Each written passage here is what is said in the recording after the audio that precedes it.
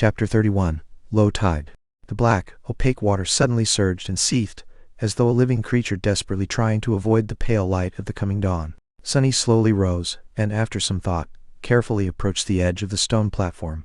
Looking down, he blinked, and then kneeled to make sure that what he saw wasn't an illusion. The sea seemed to be receding, slowly at first, and then faster and faster. The water level was dropping. The circular stone formation he had been taking shelter on used to barely protrude out of the waves, but now there were meters and meters of wet rock between him and the restless surface of the sea. As the sun climbed up, the monstrous ebb tide continued. Soon, Sunny found himself standing on the edge of a tall cliff, with 100-meter drop separating him from the churning waters. Beneath him, the rock formation broadened and changed shape. However, from his vantage point, it was hard to determine what that shape was exactly. At that time, the dark surface of the water began to be punctured here and there by sharp crimson blades. As it dropped even further, it was as though a crimson forest was slowly rising from the black depths. The trees were made of something resembling coral, growing chaotically into each other and stretching toward the sky. They were colossal in size, with irregular protrusions entwining and merging together, looking monumental and eerie in the black and red reality of the sunlit void. The labyrinth formed by this strange reef stretched as far as Sunny could see, broken here and there by protruding cliffs, sudden chasms, and distant natural features. Half an hour later, utterly shocked, Sunny stared down and realized that the sea was completely gone. If not for the black sea we'd left hanging on wet rocks and scarlet pillars of coral, he would even doubt if it was ever there. His small circular island had turned into the peak of a strange, towering, irregularly shaped cliff. Looking down, he felt his head spinning. By then, the night had already fully retreated, letting morning finally take its place. "I'm not seeing things, am I?" Sunny thought, pinching himself. What the spell was that? Despite the sudden disappearance of the dark sea and its hidden monsters, Sunny was in no rush to climb down from his circular stone platform. Firstly, he felt that if the sea was able to disappear, it was surely able to come back, perhaps at any moment. Secondly, he did not know what dangers the coral labyrinth was hiding. Perhaps there was something even scarier than the owner of the giant tentacle down there. But that did not mean that he wasn't going to explore. Coming back to his spot in the middle of the platform, Sunny sat down and commanded his shadow to separate itself from his body. Then, taking control of it, he approached the edge of the platform and nimbly slid down. Habitually moving from one shadow to another, he began the descent. At this moment, Sunny was glad that shadows had no weight and were not affected by gravity. While the shadow was busy climbing down, Sunny yawned. "Say, don't you think that you need a name?" Although his shadow was already too far away to hear him, they still could communicate through their shared connection. Of course, the fact that it could did not mean that it would. The shadow was sort of taciturn, mostly because it didn't have vocal cords, and was unable to speak. Plus, its temper wasn't that great. How about shameless? No? What about shady? Also no? What about something simpler like, what? Well, do you have suggestions then? Alright. We'll shelve this conversation for later. By the time he was done with this short monologue, the shadow had already reached the bottom of the cliff. The range of shadow control was not limitless, but it was just barely enough to explore their nearest surroundings. Entering the labyrinth, Sunny found it to be extremely disorienting and convoluted. Paths between coral pillars were sometimes broad, sometimes narrow. They twisted and turned without any logic, often leading to dead ends or even back to where he started. More than that, some paths entered inside the coral mounds, turning into dark tunnels. The labyrinth was vast and multi-layered, making Sunny's head hurt after multiple fruitless attempts to memorize the layout of the nearest pathways.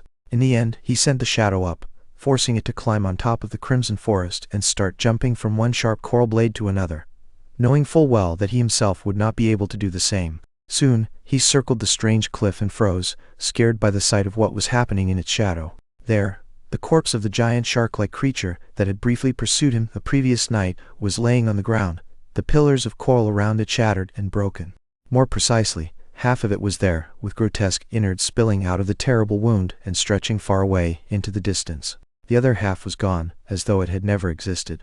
Around the corpse, hundreds of smaller monsters were scurrying, tearing away and devouring its flesh bit by bit. Each of them was about 2.5 meters tall, looking like a weird mix of a demonic crab, a centaur, and a nightmare.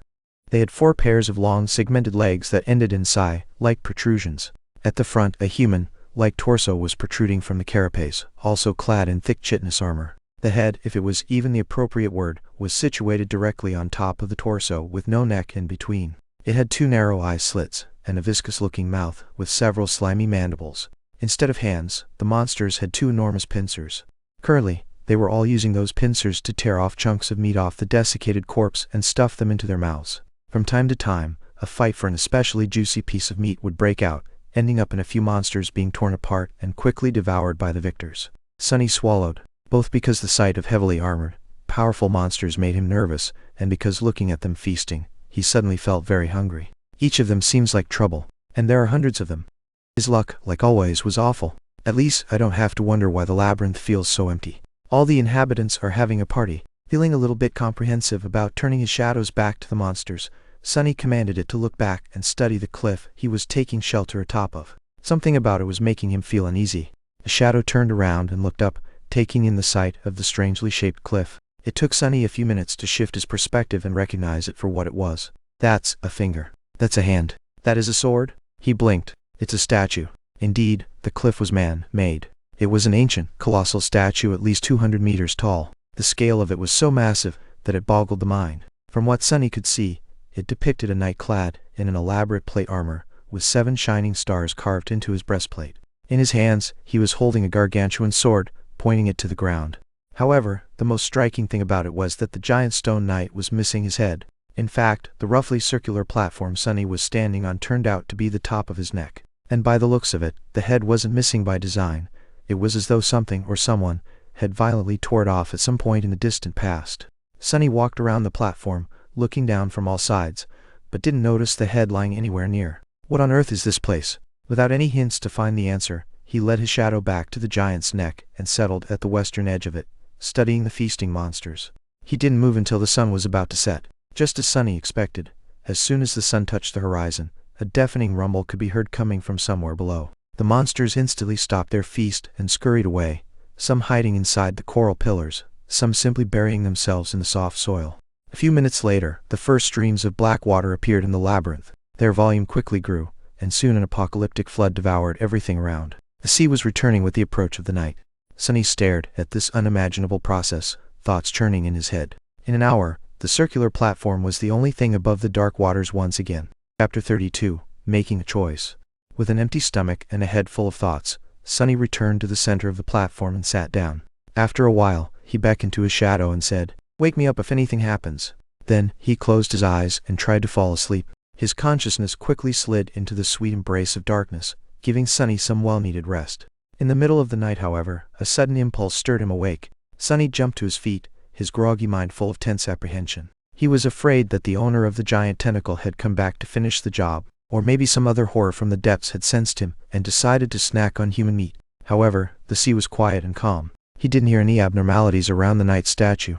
"What is it?" Sunny whispered, addressing the shadow. The shadow silently pointed him in a particular direction. Turning his head, Sunny squinted. He quickly understood why it was a good idea to wake up. Otherwise, he wouldn't have been able to see.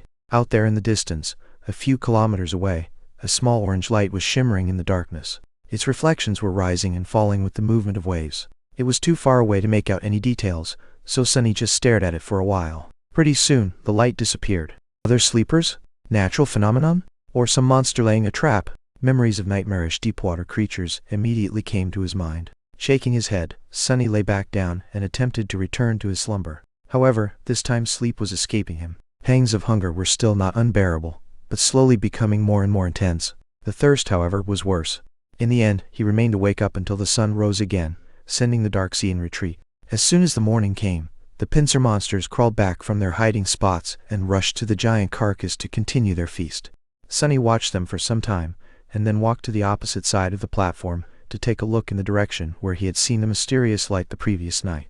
At a considerable distance from the headless statue, 5 or 6 kilometers away, the ground rose naturally and formed something akin to a hill. On top of that hill, an especially massive coral pillar rose to the sky. From the looks of it, its upper branches were just high enough to stay above water in the night. Various ideas stormed into Sunny's head, but at the end of it, only 2 questions were really important. First of all, would he be able to find the way through the labyrinth and cover that distance during the day? And more importantly, should he even attempt to do it? After all, there was no indication that the source of the mysterious light was something beneficial, as opposed to dreadful and deadly. Not having enough information to make a choice, Sunny settled back to study the monsters. He did, however, send the shadow to investigate as far into the labyrinth as the range of shadow control allowed, hoping to chart at least the beginning of the path that could potentially lead him to that hill. Logically speaking, he was as safe atop the headless statue as he probably could be in this strange place. The only problem was, he was going to die soon because of thirst or hunger. Both problems were solvable if he were to venture down. He could desalinate the seawater in a number of ways taught to him by teacher Julius, with materials that were present pretty much everywhere in the dream realm. He could also prepare traps and hunt a pincer monster to eat. With their massive size, just one of them would be enough to feed him for weeks. He could easily see such a routine, hunting by day, returning to the statue at the approach of the night. It was probably his safest choice. However, this way of doing things lacked one vital element, the potential for improvement.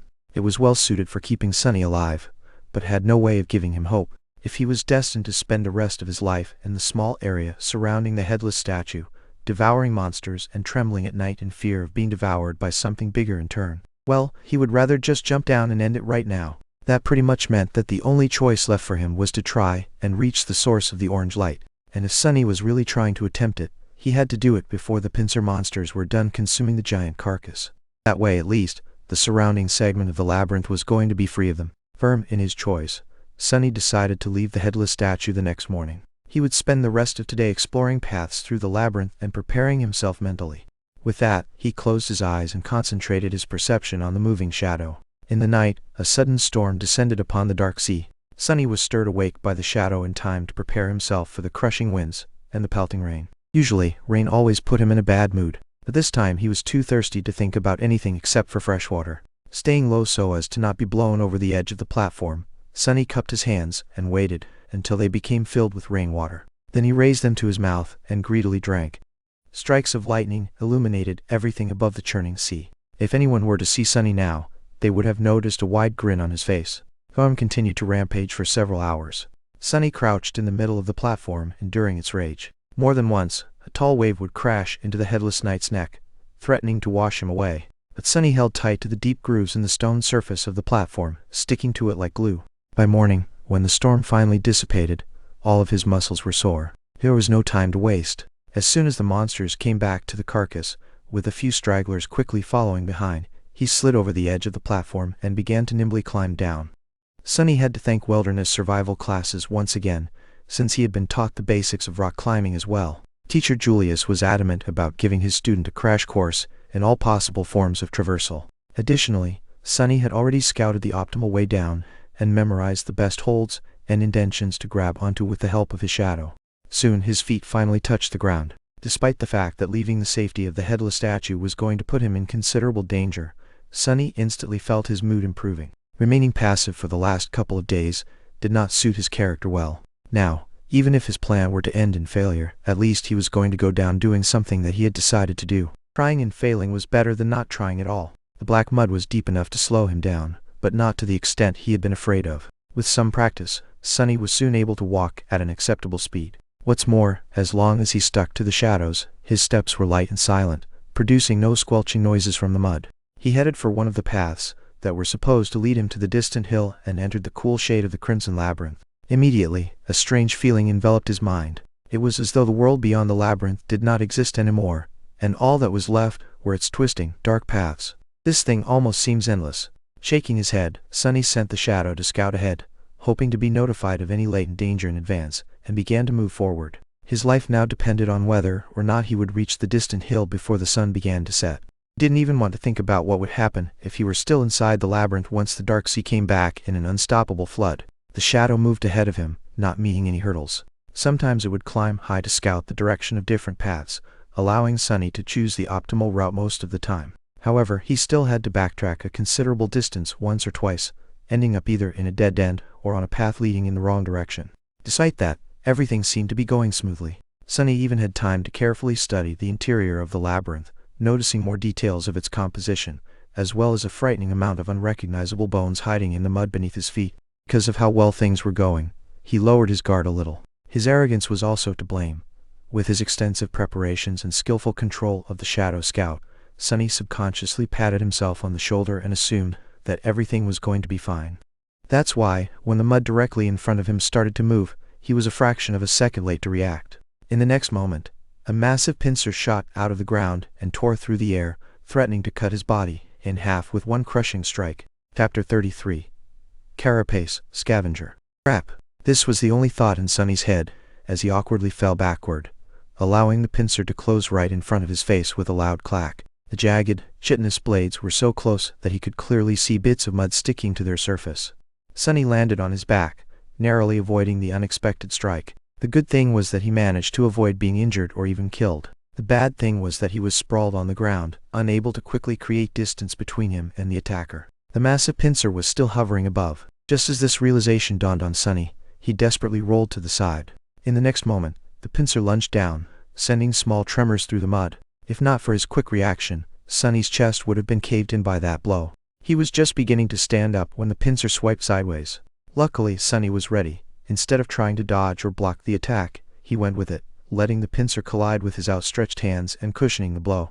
As his arms screamed in pain, Sunny used the force of the blow and allowed his body to be sent flying through the air. This way, at least, he would get out of the pincer's range. He might not have been taught how to fight, but one thing he knew very well was how to fall. Instead of breaking his neck or having the breath beaten out of him by the landing, he braced his body and nimbly rolled before stopping some distance away from the ambushing monster. "I take it back." Sunny, though, remembering his sarcastic critique of heroes' battle rolls. Rolling is an integral part of any respectable monster fighting technique. Then, he looked up, trying to ascertain the situation. In front of him, the attacker had finally shown itself. It burrowed from under the mud, casting a vast shadow over kneeling Sunny. His tiny eyes were full of rage, hunger, and malice.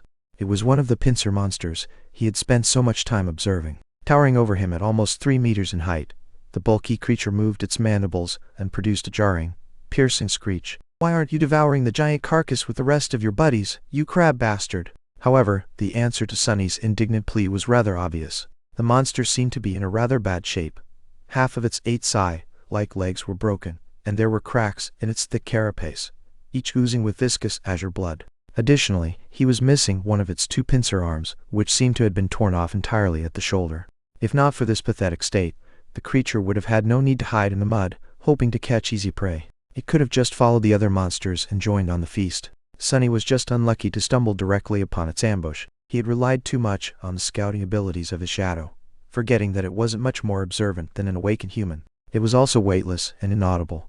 That's why the monster did not react when the shadow had passed over its trap a minute earlier.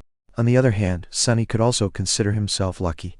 By the same logic, he would not have been able to dodge the creature's sudden attack, if not for its crippled, slowed state. Pondering on his luck could wait for later. Right now, Sunny had a far more pressing thing to do, namely, try to survive. "Get back here," he ordered the shadow, and jumped to the side. In the next second, the space he occupied a moment before was torn apart by the attacking monster. Its heavy pincer crashed into the side of a coral pillar, sending crimson shards flying in every direction. Sunny caught his balance and continued moving. He was hoping that the bulky, heavily armored, wounded creature would not be able to match his speed, but unfortunately, it turned out to be surprisingly agile. Its scythe-like legs pierced the mud behind him, and the pincer was already flying through the air again, threatening to decapitate the young man at any second. Sunny ducked, dodging the pincer, and finally caught a second of reprieve. His eyes darted around, desperately searching for something to use as a weapon. Almost instantly, he noticed a long, smooth, sharp bone left behind by some unknown creature sticking from the mud. Without slowing down, he bent down and grabbed the bone, pulling it out with one forceful tug. The bone was almost 1.5 meters long, ending in a narrow, sharp tip. It was almost like a spear. Problem was, even with the added length of this makeshift spear, Sunny's range of attack was still shorter than the monster's. He also doubted that it was capable of piercing the hard carapace. In short, he had to get close and aim for one of the cracks in the creature's armor. However, he didn't dare to.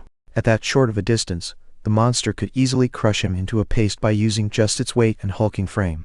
A crazy idea entered Sunny's mind. A bit shocked, he momentarily couldn't decide whether it was the product of audacity or foolishness. Either way, he wasn't insane enough to actually consider it. At that moment, the pincer lashed out again. This time, Sunny was a little late to evade, and as a result, a sharp pain pierced his left leg. It was grazed by the edge of the pincer. The puppeteer's shroud held, not allowing the monster to draw blood, but the force of the impact was enough to throw Sunny tumbling to the ground. There was no time to recover. As his eyes opened wide, Sunny understood that it was time to act crazy. So, instead of trying to dodge, he stopped moving and allowed the monster to grab him across his torso with the pincer. Immediately, a terrible pressure descended on his ribs.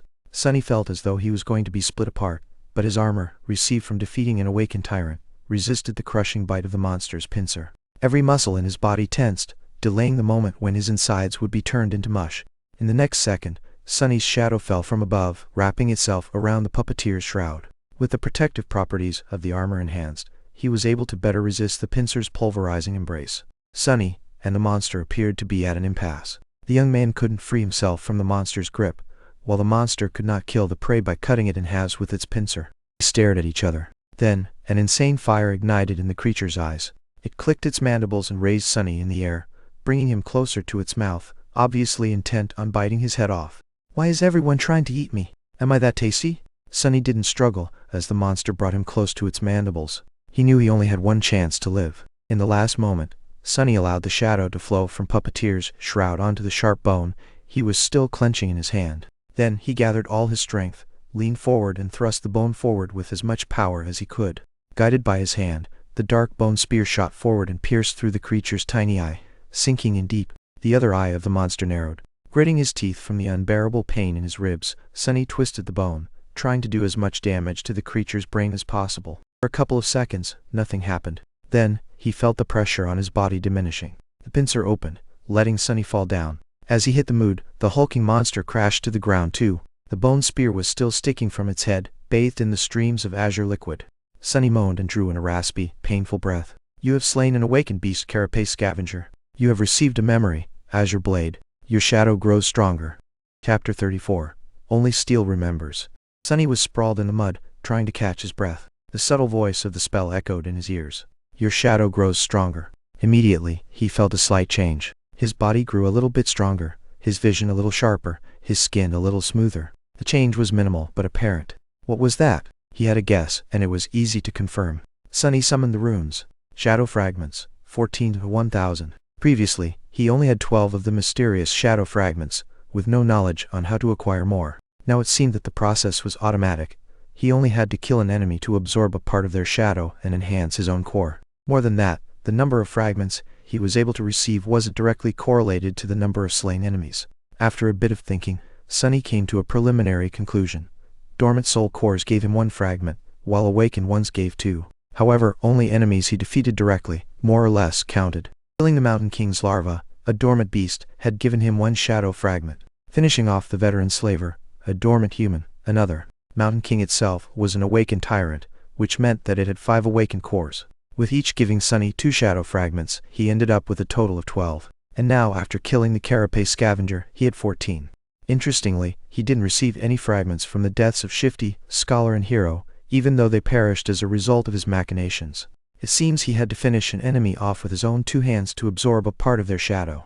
Well, or at least by summoning an ancient dead god. The process was quite similar to how normal awakened increased their power, with the only difference being that the steps of extracting and consuming the corresponding material, soul shards, were skipped in favor of instant absorption. That meant that shadow fragments could not be stored, and subsequently could not be bought or traded. He won't have an opportunity to receive them as a reward for completing missions, providing services, or selling various spoils. If Sunny wanted to grow stronger, his only option was to fight and kill. No peaceful life for me, I guess. Previously, Sunny thought that he at least had the choice to choose a relatively safe path. Many awakened never left the confines of human citadels and never faced nightmare creatures, choosing instead to perform various jobs in the dream realm, just as they would in the real world. They received payments in the form of soul shards, which were simultaneously the fuel of one's progression and the universal currency inside the citadels. Sunny was never set on pursuing such a life, but not even having a choice was sort of irritating. Luckily, there was a bright side too. Without the need to use soul shards to strengthen his core, he would be able to spend everything he earns freely, and without concern. After all, after he kills an enemy and absorbs the shadow fragments, the soul shard would still be there, ready to be collected in exchange for something Sunny might need in the future. That would effectively make him twice as efficient in terms of earning and spending, which was not a small advantage. Additionally, there was the matter of the shadow core. Since both Sunny and his shadow were tied to it, strengthening the core would not only increase Sunny's power, but also enhance the shadow. So, if he were to use it to further empower himself, the actual effect would be stacked, producing a twofold enhancement. So, for each shadow fragment he collected, Sunny would actually be able to rip twice as much benefit as an awakened would from a soul shard. Not bad. Not bad at all. Ah, the future was bright. Provided he survives and gets the opportunity to even have a future, of course. Sitting up, Sunny moved his eyes and found the cluster of runes describing his memories. Azure Blade, Had he finally gotten a weapon? Memory, Azure Blade. Memory rank, awakened. Memory type, weapon. Memory description. On this forgotten shore, only steel remembers. Interesting. Not very informative, but interesting. Sunny summoned his new weapon, and a sharp, light sword immediately appeared in his hand. It was about a meter long, including the handle. The blade was straight and single-edged, ending in an angular tip. It was forged out of azure steel, with a beautiful layered pattern. Deep inside the steel, white sparks could be seen. The crossguard was minimalistic and simple, offering almost no protection to the wielder's hands. If Sunny knew his way around cold weapons, he would have called it a Tang Dao. However, he had no idea about such things.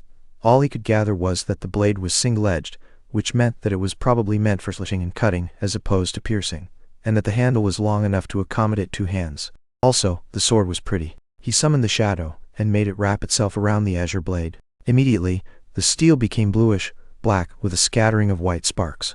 It looked like a starlit night sky. Sunny stood up and waved the sword a couple of times, getting accustomed to its weight. The sharp edge whistled as it cut the air. Well, now I finally look like a real awakened. After that, he cast a gaze at the corpse of the carapace scavenger and grimaced. This part was not going to be pleasant.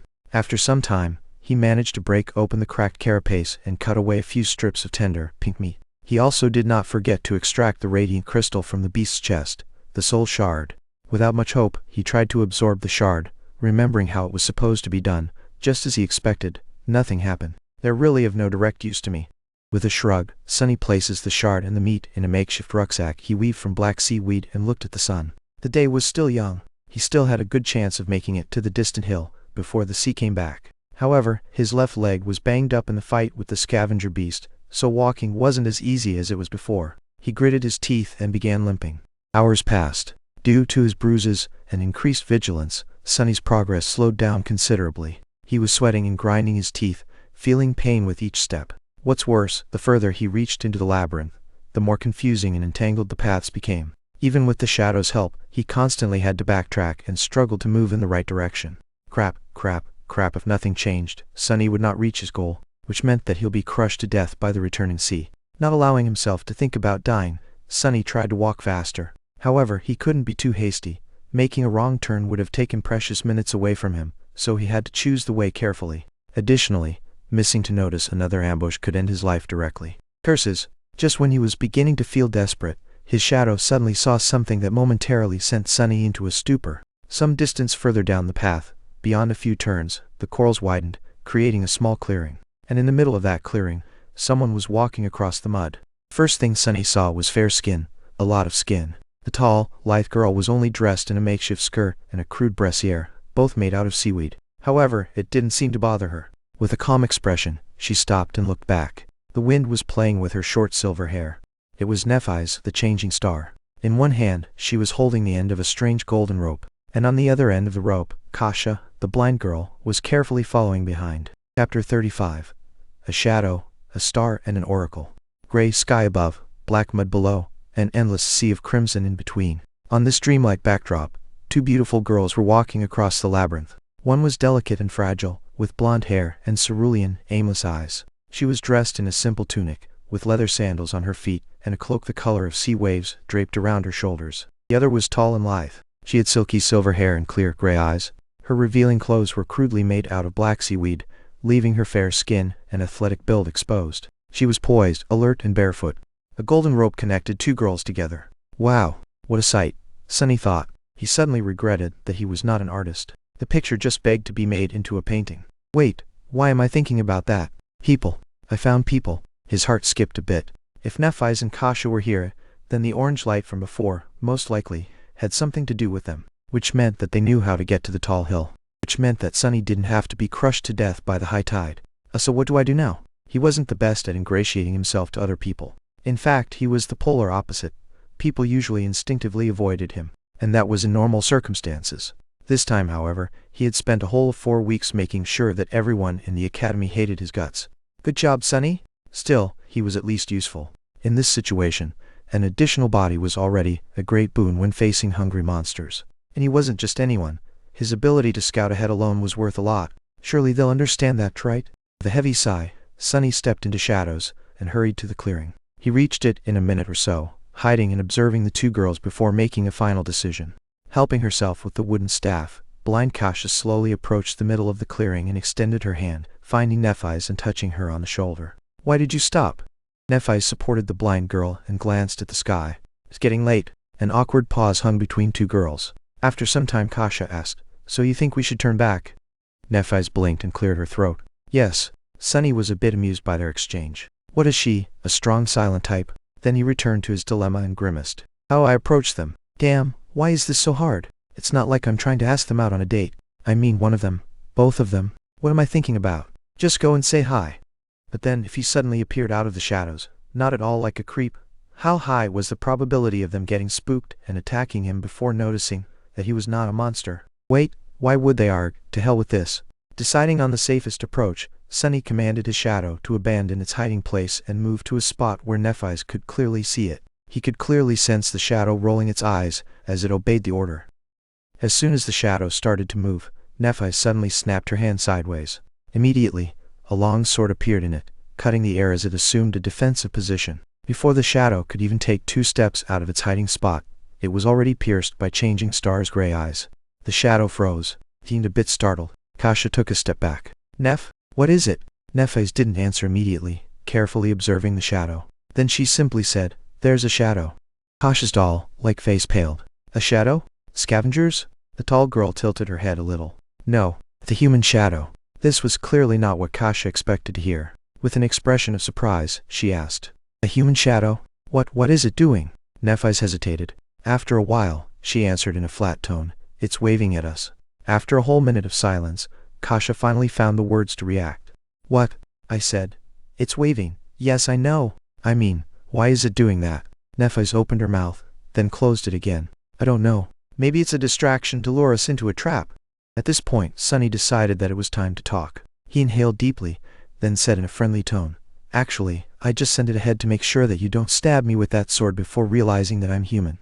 Immediately, Nephis turned her head, pinpointing the exact location where Sunny was hiding in a blotch of shadows. Her sword slightly shifted, aiming at the new threat. If you're human, why are hiding in the shadows like a creep? Got him it. I'm not a creep. Sunny shoked. But his flaw was merciless. He had to provide an answer, and a truthful one at that. I mean, you're changing star Nephis. To be honest, I'm a little afraid. Nephis did not answer. Because of her hard-to-read face, it was almost impossible to determine whether she believed him or not. However, he included her true name in his answer for a reason. If he was some monster pretending to be human, he wouldn't have known it. Luckily, Kasha was more expressive. Are you the boy who sat with me in the cafeteria? Sunny smiled. Meanwhile, Nephis glanced at the blind girl. Do you know him? Kasha nodded. I recognize his voice. His name is Sunless. He was in second to last place in the rankings, right above me. Tall girl frowned, as if trying to remember. Then she asked, Pervert? The smile disappeared from Sunny's face, replaced by exasperation. Oh, come on. Kasha hesitated, and didn't answer. Hey, I'm not really a pervert, you know. June said a few things, to a few girls. It was all a misunderstanding. Nephis was silent for a few seconds, and then finally dismissed her sword. Okay, you can come out. Sunny limped out of the shadows, summoning his own back. It flowed to his feet and reattached itself, visibly shaking. The bastard was laughing at him. Stopping a few meters away from Nephis, he raised his hands, showing that he didn't mean the girls any harm. Changing Star gave him an inquisitive look. What happened to you? She was referring to his limp, bruises, and overall banged-up look. Sunny sighed. Carapace scavenger. Nephis raised an eyebrow. You managed to get away alive? You bet I did. Sunny subconsciously straightened his back. I didn't get away. I killed it. To prove his point, he gestured at his rucksack, full of delicious monster meat. Nephis looked him over again, reevaluating her opinion of him. Now, there were hints of approval in her eyes. Carapace scavengers were only beasts, but they were still awakened. With the addition of their mighty physique and natural armor, defeating one was not an easy feat for any sleeper, who all had a dormant core, let alone someone from the very bottom of the ranking list. Come to think of it, it was even a bit too outstanding. Sunny lowered his eyes. It was already wounded. Nephis shrugged. A kill is a kill. You did well. After that, she fell silent, as though not planning to say anything else. Sunny also wasn't sure what to say. Luckily, Kasha came to the rescue. Are you seriously injured? He shook his head. No, it's just that my ribs and leg are bruised. I'll be fine in a day or two. My armor is pretty resilient. He wasn't worried that they might be tempted to kill him to get the puppeteer shroud. That was because memories were destroyed at the moment of their owner's death. so they only could be transferred voluntarily by a living person. Well, there was always torture and blackmail, but he doubted that any one of the two beautiful girls would stoop to that. Sunny cleared his throat. Before stumbling on the scavenger, I was heading for the tall hill with the massive coral pillar on top, but after the fight my speed decreased. Now I'm worried about not making it in time. Do you perhaps know the way? Kasha smiled. Actually, we spend the last days on that hill. We were just about to go back. Nephi's didn't say anything, looking at the sky. Sunny licked his lips. Welk, and I come with you? They're not going to say no, right? The blind girl turned her head to her companion, a clear question written on her face. Nephi's lowered her eyes, staring at Sunny. After a while, she said, "No what? Problem." "No problem. What's wrong with you, princess? Can't you speak faster?" Feeling his heart beating wildly in his chest, Sunny smiled. Well, all right. Chapter 36, Bonfire. The rest of the way to the tall hill did not take a lot of time. With Nephi's leading the way, taking all the right turns at all the right places, there was no need to explore the labyrinth and backtrack after encountering a dead end. Additionally, there were no scavengers around. In fact, they could have moved ever quicker if not for Kasha, who walked slowly even with the help of her staff. Guided by the golden rope, she carefully explored the ground ahead before taking each step. The uneven paths of the Crimson Forest were not an ideal surface for a blind person to walk on. Sunny didn't say much, periodically casting an incredulous glance at the strange pair. No matter how he looked at it, Kasha seemed to be dead weight. Perhaps it was cruel to say, but in the merciless reality of the dream realm, misguided kindness was a sure way to end up dead. Before meeting and observing the girls, he still had hoped that Kasha's terrible flaw hid an unexpected and powerful aspect. But from what he saw, it wasn't the case. If she couldn't even walk properly, what kind of power was there to hide? Nothing could outweigh the ruthless fact that the blind girl couldn't protect herself, and thus would only drag her companions down. One had to be a fool or not fond of living to allow that to happen. So, which one of these descriptions suited Nephi's? Somehow, he felt that neither did. The sunset was not far off when they reached the hill. After climbing it, and approaching the massive growth of coral, Nephi's dismissed the golden rope and immediately summoned it again. This way, it was untied and appeared in her hands in a neat bundle. Ah, so it's a memory. Sunny wondered what qualities the magical rope had. Soon his curiosity was satisfied. Right in front of his surprised eyes, the length of the rope suddenly began to increase. Soon, it was thrice as long as it was before. Nephi's calmly tied both ends of the rope into loops, and then threw one of them into the air, accurately coiling it around a prominent protrusion near the top of the coral pillar. Then she tested if the rope would hold, swiftly climbed up and waved from above, giving Sunny the signal to follow. After hesitating for a second, Sunny approached the rope and grabbed it. He couldn't help thinking that this would be the perfect opportunity to cut his head off, with him helpless while climbing and Nephi standing on the top of the pillar. Yeah, the vivid picture appeared in his mind. Stop being paranoid, Sunny thought, trying to calm himself down. It's not that he was sure of Changing Star's impeccable moral qualities. Instead, he was certain of one thing. If Nephi's really wanted to kill him, she wouldn't have needed to wait for an opportunity. She could have just cut him into ribbons whenever. Simultaneously scared and reassured by this though, Sunny nimbly climbed up and joined Nephi's at the top of the coral mound. He then turned around and watched curiously, wondering how Kasha was going to get to them. The blind girl dismissed the wooden staff and approached the rope. Then she caught it in a hand, traced it down to the loop at the end, and placed her foot inside. As soon as she was done, Nephi's grabbed the rope and started pulling, lifting Kasha little by little until she had reached the top. She only had to grab Nephi's hand and make a step to join them.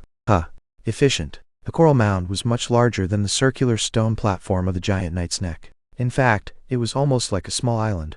At the highest point of the island, hidden behind some coral blades, the girls had made a little camp. There were piles of seaweed to sleep on, strips of scavenger meat drying under the sun, and a fire pit. Sunny pointed to the makeshift fire pit. Was it you 2 nights ago? I've seen an orange light in the distance. Kasha's face darkened. Yes, this was the first time we made a fire, but it turned out to be a really bad mistake. Nephi sighed. Sunny raised an eyebrow of surprise. Why? The blind girl touched her hair and turned her head to Nephi's. At night any light will attract monsters. We were attacked by scavengers first, and then. She paled and didn't finish. She didn't have to. The memory of the colossal tentacle was still fresh in Sunny's mind. It seemed that he was lucky to meet these two when he had. If not, he was certainly going to make a fire tonight to roast some scavenger meat. I see. Nephi's looked at the sky and cleared her throat. It should be fine now. We still have time before the sun sets. After that, she got busy making the fire. Kasha simply sat on a pile of seaweed and waited. Not knowing what to do, Sunny lowered himself to the ground and let his tired, bruised body rest. After a while he said, I have fresh meat in my rucksack. Do you have water? Kasha smiled. Yes. After that, she extended an arm to him. A second later, a beautiful bottle made of patterned blue glass appeared in her hand. That's a memory I have. It's always full. Sunny took the glass bottle and looked at it with envy. An endless supply of water, huh? Sure beats my super loud bell. Thank you. He brought the bottle to his lips and greedily drank the cool, delicious water. Indeed, no matter how much he drank, the amount of water inside did not seem to decrease. Is it really endless? Kasha touched her hair again. Not really. If you turn it upside down and let the water flow, it will stop in half an hour or so. It will be full again pretty soon. At that time, Nephi's was already done making the fire. Without looking up, she took Sunny's rucksack and opened it. Immediately, the soul shard rolled out. The tall girl looked at it, then at Sunny. Then she put the shard back in and pulled out the meat. Sunny became tense, preparing a misleading answer. But Nephi's did not ask. So, he pretended like nothing had happened and continued his conversation with Kasha. It's still a great memory. Getting drinkable water is not an easy task. Kasha nodded and smiled, pleased by his words. Soon, the rich smell of roasting meat permeated the air. At the same time, the sun was beginning to approach the horizon. A loud rumble came from somewhere beneath, and first traces of the black water began to appear between crimson walls of the labyrinth. Sunny looked east, where the skies were already growing dark. Then he uncomfortably shifted. Do scavengers come all the way up here? Nephi's turned the meat and nodded. Yes, but only at night. In the day, most of them seem to disappear. Sunny grinned, having an idea of why there weren't a lot of monsters in the labyrinth in the day. That's because they all gather near the place I had been spending my time recently. You should have seen it, the tall cliff to the west of here. Well, it's actually a statue. Kasha opened her eyes wide. A statue. But for you to survive, it should be. Yes, it's a giant statue of a knight, at least 200 meters tall. He's missing his head, so I hid on top of the neck. Anyway, the day we were sent here, two sea creatures fought each other near that statue. When the water receded, I saw an enormous carcass lying there, with hundreds of scavengers slowly tearing it apart. Nephi's nodded. That would explain the lack of nightmare creature in the day. How long? Sunny blinked. How long what? Changing Star stared at him for a few seconds, making everyone feel uncomfortable. How long, until they are done devouring the carcass? Oh, 1 day more, 2 at most. Nephi's turned away, took the meat away from the fire, and then quickly extinguished it. There's definitely something wrong with that girl. The three of them ate in the dimming light of the twilight. The meat was juicy, tender, and indescribably delicious. It was better than anything Sunny had ever tasted, even back in the Academy's cafeteria. Of course, his excruciating hunger played a part in that. From time to time, they would pass the glass bottle to each other. When they were finished with their meal, the dark sea was back, and the night was upon them. Everything was consumed by absolute darkness. Of course, Sunny could easily see both Nephi's and Kasha. Under the cover of the night, Changing Star remained pretty much the same. The blind girl, however, allowed her true emotions to show, thinking that no one would see. She seemed much more lost, lonely and frightened than she did in the day. As if trying to resist these feelings, Kasha said in a bright voice, How about we formally introduce ourselves? I'm Cassie. Nephi's glanced in her direction and shrugged. Next, it was Sunny's turn. He exhaled, glad that they didn't ask his name directly. Most likely, he would still have been able to provide his human name.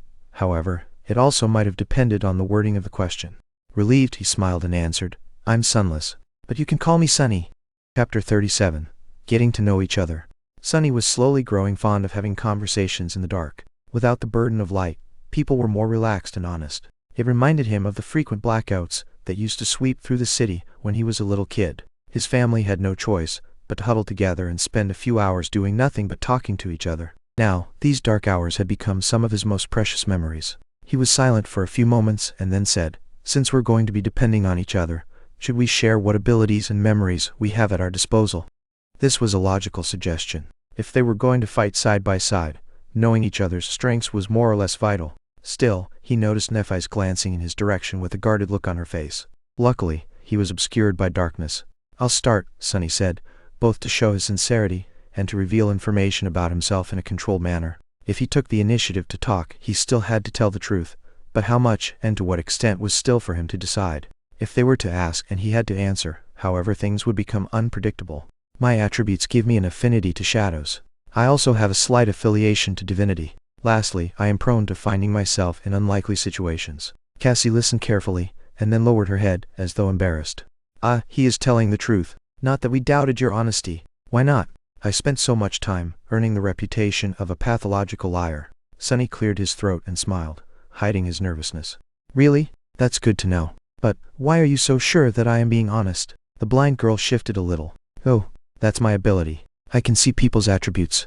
Sometimes, I also receive, visions. They can be about the future or the past. I mean, that's what I think. It only happened a couple of times. Sunny swallowed, but then relaxed. So, she is an oracle of sorts. Luckily, her insight is limited to attribute, so otherwise I'd be in real trouble. Still, I'll have to be careful around her.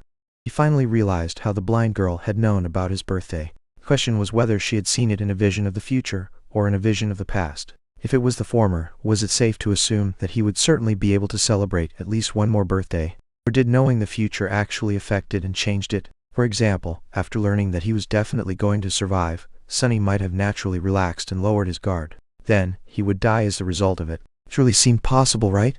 That's assuming that the future could be changed. But maybe it wasn't? Then, feeling his head hurting, Sunny decided to avoid this line of thought for now. Instead, he hid his inner turmoil and said in a friendly tone, "That's a good ability. Speaking of abilities, you have already seen mine. My shadow can move independently and explore. It can't affect the material world, but we share sight and hearing. That way I can spot danger before encountering it.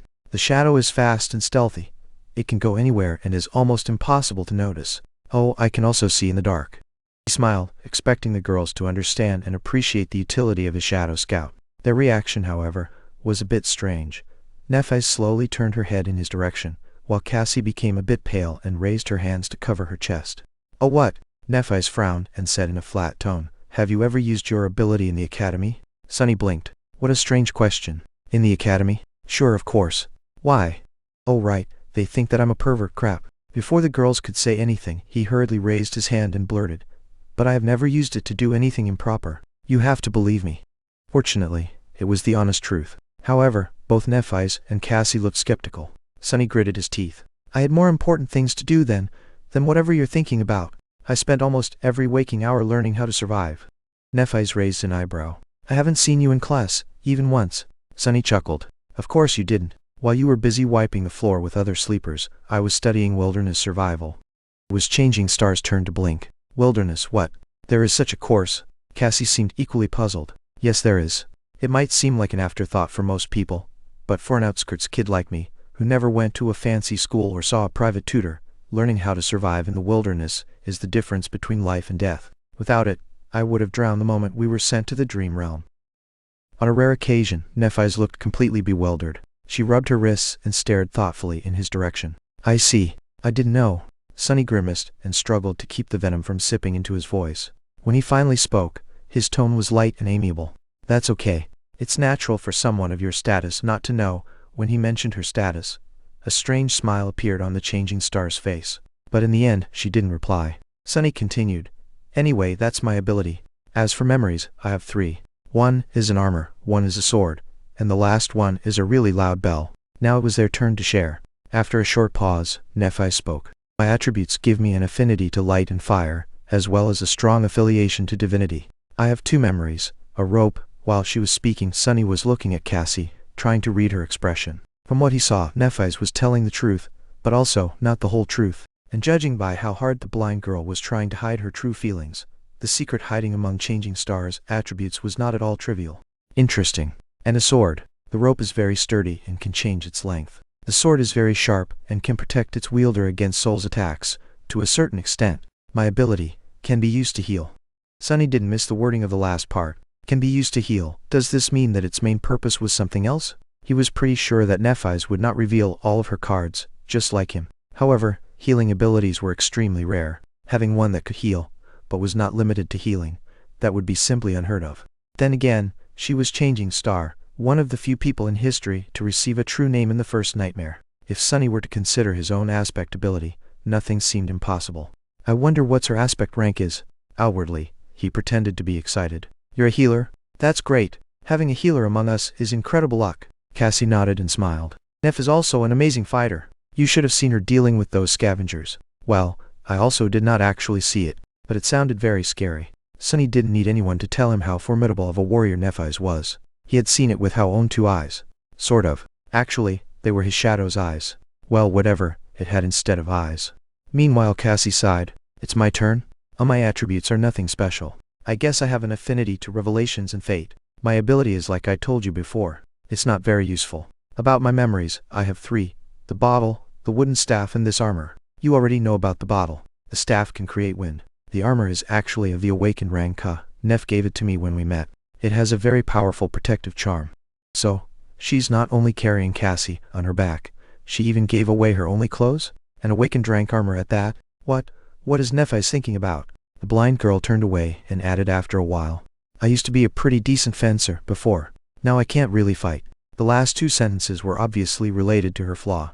Sunny and Nephi's, however, both chose to keep theirs secret. Despite the fact that knowing your companion's flaw was also important for cooperation and having each other's backs, sharing something like that demanded a very high level of trust. Right now, there was no trust between them. And even if there was, Sunny did not plan to ever share his flaw with anyone.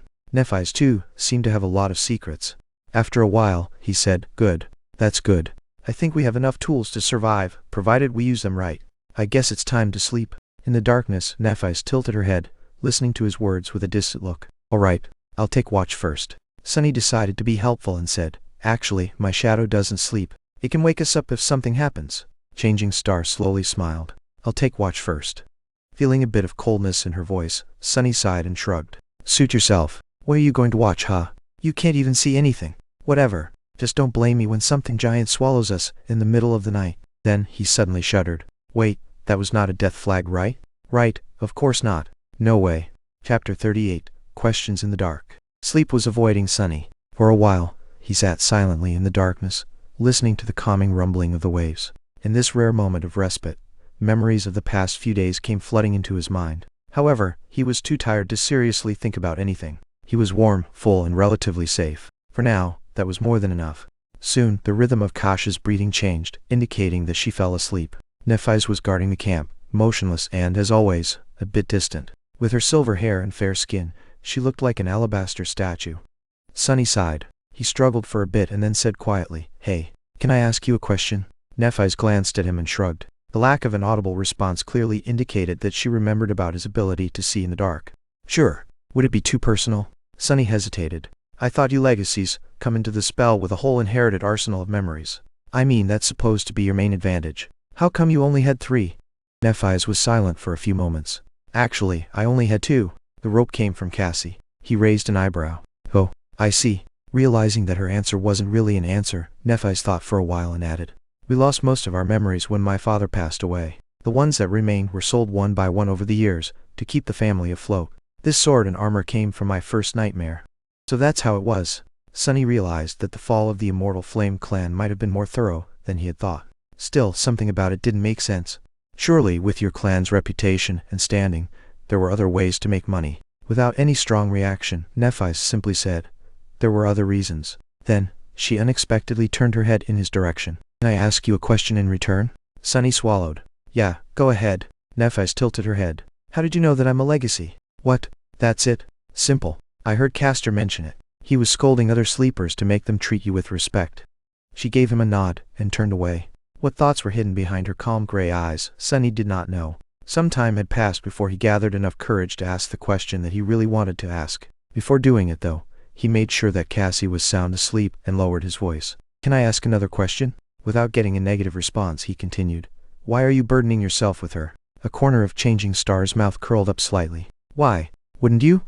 Sunny gritted his teeth, feeling the flaw pushing the truthful answer out of his mouth. No. To be honest, he wanted to believe to the last moment that the answer would be yes. But one of the things he had lost after the nightmare was the ability to lie to himself. Truth was merciless.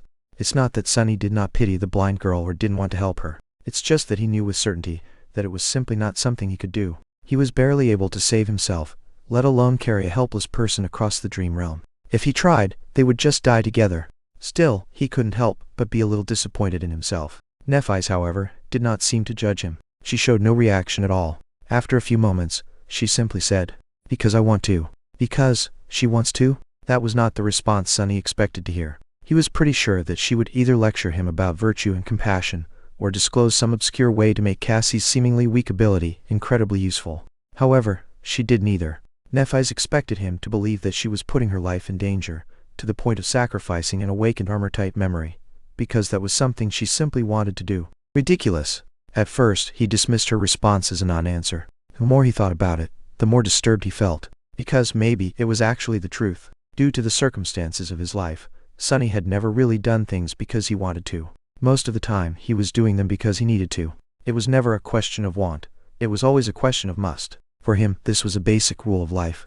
But was it really? Or was it just a matter of perspective? Nephise had certain advantages in her upbringing, but they weren't as ample as he had imagined. She had no wealth and no arsenal of relics to empower her. However, she did have a mentality that was different from Sunny's. It wasn't impossible for her to have the audacity to disregard need in favor of something as frivolous as desire, and do things that a normal person like Sunny would never do. Like helping a blind girl simply because that was what Nephise wanted to do. Perhaps that mentality was the greatest advantage of all. Perhaps that was the real barrier that separated legacies from the rest of them. That was a lot to think about. However, before Sunny could gather his thoughts, Nephise suddenly spoke again. My turn.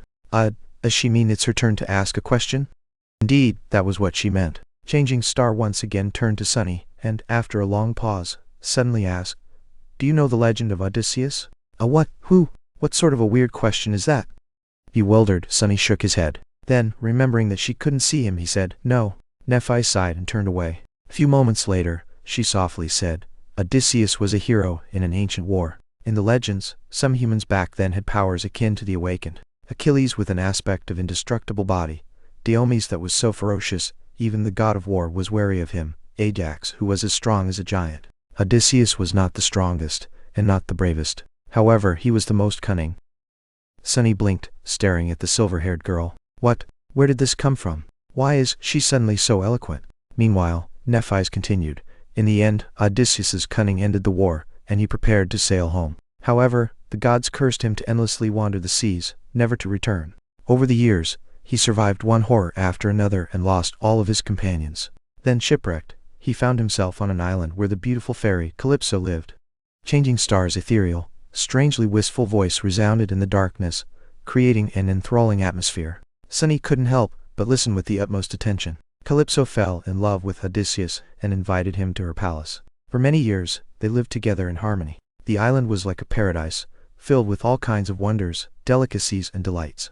As long as loving Calypso was by his side, Odysseus was even immortal. But the longer he stayed, the more time he spent sitting on the shore, looking at the sea with bleak eyes.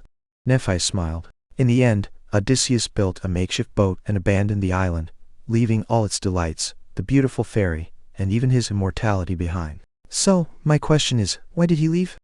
Sunny blinked. What kind of a mind game was that? He even considered that Nephise was mocking him, but it didn't seem to be the case. It looked like she was sincerely interested in the answer. Weirdo. He thought for a bit, and then said without too much conviction. Maybe it was because he was far away from home. A fleeting smile appeared on Nephise's face. Far away from home. Him. All right. After that, she turned away and lowered her head, becoming like a statue again. It seemed like their conversation was over. Grumbling internally, Sunny lay down and tried to fall asleep. However, the image of bleak-eyed Odysseus kept appearing in his mind. After a while, he whispered. Well, did he make it back home? Soon, Nephise replied. Yes, he returned to his wife and son, and they lived happily ever after. Satisfied, Sunny smiled and turned on his side. When he was already half asleep, he heard Changing Star's quiet voice once again. This time, it was barely audible and aimless, as though not directed at anyone. Odysseus was the first human to break the will of gods. In the morning, Sunny and Nephise were the first to get up. While the sun was rising and the sea was retreating, they made a fire and began preparing a simple breakfast. With Kasha still asleep, they did not talk to each other much. It was like the last night's conversation did not happen. However, after some time, they somehow ended up discussing the plan for the next few days. Nephise had some ideas. With what you told us about scavengers crowding to the west, the logical step would be to start moving east as soon as we can. Of course, north and south are also acceptable, but that won't put as much space between us and the enemy. Sunny nodded, agreeing with that logic. We have explored to the east a little, but not enough to confidently make it to the next high point in a day. That's why the best course of action would be to spend today scouting the path to that group of cliffs over there and move the camp tomorrow. He sighed. Do you have any idea where we are? Would there be a human citadel to the east? Nephise shook her head. I've never heard of a region that fits the characteristics of this place. In any case, we have to move to find out more. We'll either find a citadel, encounter an unconquered gateway, or die. East is as good of a direction as any. Plus, it's the safest, because there's a horde of monsters to the west. At that point, Cassie suddenly sat up straight. Her eyes were wide open, and her face was a little pale. She looked nervous and excited. Nephi's frowned. Cassie? What's the matter? The blind girl turned to them and smiled. A vision. I had a vision. Like a prophetic dream? Sunny thought, trying to come to terms with this new reality of someone being able to see the future. Or the past. Meanwhile, Changing Star stretched her hand, as though prepared to summon her sword. Are we in danger? Cassie energetically shook her head. No, it's not that. People. I saw a castle full of people. She smiled and pointed with her finger. I don't know how far it is, but I'm sure that it's in that direction. Sunny and Nephi's looked at each other, not knowing whether to be glad or petrified. Cassie's small, delicate finger was confidently pointing west. Chapter 39. Journey to the West. In the ensuing silence, the smile slowly disappeared from Cassie's face, replaced by confusion. Feeling the sudden tension, she asked, Oh, what's wrong? Sunny sighed. No, nothing is wrong. It's just that direction is the one we wanted to avoid. After some thought, he added, That's where I came from yesterday. There's a lot of scavengers down there. The blind girl's face fell. Oh. Nephi's, who was quietly listening to them, gave him an indecipherable look and finally spoke. Tell us more about the castle. A shadow of the previous excitement returned to Cassie's eyes. With a serious nod, she began describing her vision. I dreamt of a vast, ruined city built of weathered stone. It was surrounded by tall, impregnable walls. Various monsters were wandering its narrow streets. In the center of the city, there was a hill, and on that hill stood a magnificent castle. She smiled, but there were no monsters in the castle. Instead, it was full of people. I'm sure that they were awakened. Some were guarding the walls. Some were going about their lives without a care in the world. There was food, safety, and laughter. Well, that sounds great. If this castle really existed, then all of their problems would be solved. Sunny cleared his throat. Did you see anything else? Cassie frowned, trying to remember. Then, her face cleared. Yes. I saw Sunny leading me through the gates of the castle. That means we will make it. A brilliant smile appeared on her doll-like face, beaming with so much joy that Sunny couldn't help but curl his lips. Inwardly, however, he was stuck on a certain detail of Cassie's vision. It was that, when talking about reaching the castle, the blind girl only mentioned the two of them. Was there some meaning behind it? Sunny turned his head a little and secretly glanced at Nephi's, trying to discern if she had picked up on that little discrepancy too. Changing Star, however, was as enigmatic as ever. Without showing much emotion, she thought for a while, and then slowly nodded. Okay, then we will go west. While the sea was still retreating, they had their breakfast, and then spent some time planning for the journey and preparing to abandon the temporary camp. In the process, Sunny had a chance to get to know the girls a little better. It was then that he came to a sudden realization, which almost made his head explode from bafflement. That mind-blowing realization had to do with Nephi's. Back when they first met in front of the academy's gates, Sunny had formed a certain impression of the confident, distant girl. Later, her behavior and the different revelations about Changing Star's past only served to reinforce that impression. Nephi seemed to exist a bit apart from the world. She was mysterious, aloof, and rather cool. Her taciturn character and strange speech patterns made people interacting with her feel unnerved and rattled, often revealing more than they had been planning to. The less she talked, the more she seemed to know. That silent, indifferent confidence was arresting, and sometimes even oppressive. However, that impression turned out to be completely wrong. The actual truth behind the matter had nothing to do with being cool and aloof. After talking to her a bit more and observing their interactions with Cassie, Sunny almost fainted when he realized that Nephi's was simply an incredibly, ridiculously, painfully awkward person. It was as though she had no idea how to talk to people. Every time she tried to convey something, she would either use the wrong words or stumble in the middle of the sentence and fall silent. Her tone never matched what she was trying to say. Often, she would forget to put correct intonations in her speech, making questions sound like statements or vice versa. Added to that was the fact that, like many introverted people, Nephi's was not in a habit of openly showing her emotions. It's not that she didn't have feelings, it's just that she was really bad at emoting them. As a result, her face always looked cold and neutral. That's why most of the time, she simply chose to talk as little as possible or not to talk at all. All of that added up together, then multiplied by her general weirdness, was ultimately responsible for creating the false image of a mysterious, unapproachable ice princess, when in fact she was just shy and completely inept in communicating with people. After coming to that realization, Sunny tried with all his might, but still failed to stop himself from staring at Nephi's with wide eyes. He just barely managed to not let his jaw hang open. What the hell? That's not in line with how a protagonist should be. In his mind, Nephi's had definitely been the type of person to be the main character of any event. At the center stage, there were always confident, strong people like her and Castor. People like himself and Cassie, on the other hand, were relegated to exist far away in the background. Now, however, no, that line of thought was also wrong. The fact that Changing Star had problems with expressing herself and lacked social skills did not mean that she was not strong. In fact, it might have meant the opposite. She still achieved everything that she had achieved, but with the added layer of adversity. She was still dangerous. At that moment, Nephi's finally noticed that Sunny was staring at her. She looked at him, and, after a long pause, asked in an emotionless tone, "What?" He blinked, extricating himself from this sudden flood of thoughts, and cleared his throat. Nothing. I was just going to ask, when are we setting off?" Nephi's appeared to be thinking. After a while, she turned away and said, "Soon. You really can't manage more than one word, can you?" Utterly bewildered, Sunny hid his emotions and smiled. All right then." In the gray light of morning, they abandoned the tall hill and ventured west, retracing their steps from yesterday. Knowing the path, the small party made quick progress. Nephi's was walking in front, her sword arm ready to strike at any moment. A bit behind her was Sunny. This time, the responsibility of holding the golden rope and guiding Cassie along was entrusted to him. Of course, the actual creature leading them was a shadow. It scouted ahead, carefully observing the labyrinth for signs of danger. The labyrinth was just as it was before, confusing and seemingly endless. Crimson blades of coral protruded from the black mud, creating a vast, tangled forest. However, today something about it felt different. It wasn't long before the shadow stumbled onto a mass of hulking, hungry scavengers. Chapter 40, Weak Point. "Halt," Sunny whispered, observing the group of scavengers through his shadow. As soon as the word left his lips, Nephi's immediately summoned her sword. After studying the surroundings for a second, she turned her head and glanced at him with a question in her eyes. Kasha, meanwhile, froze in place and hesitantly raised her staff. Sunny counted the monsters. 1, 2, 3, 5, curses. The hulking beasts seemed like the losers of the pack, similar to the one he had killed. However, their wounds were not as pronounced and terrible. Each of them was much more of a threat than the mangled one from before, and there were half a dozen of them at least. "There are scavengers on the path ahead, 6 of them. They're slowly moving in our direction." Nephi's cast a gaze forward. There was a calculating look on her face. "They're done with the carcass?" Sunny thought for a moment, and then shook his head. "No, I don't think so. But maybe there's not enough meat for everyone anymore, so some stragglers had no choice but to leave with an empty stomach."